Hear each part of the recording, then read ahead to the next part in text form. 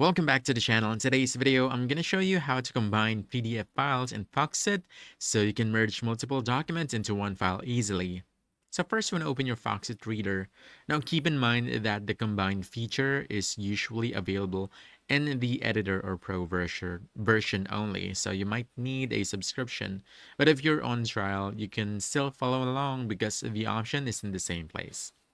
But anyway, once you're inside, you have two ways to do this. The first one is go to convert section.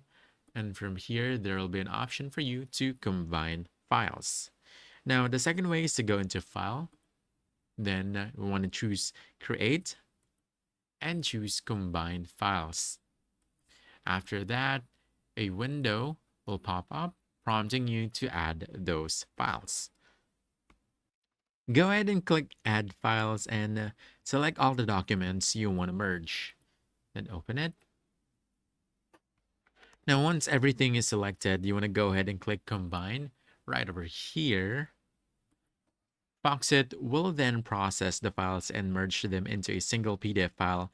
You might get a confirmation prompt, so just click yes to continue or click next. And basically, that's it.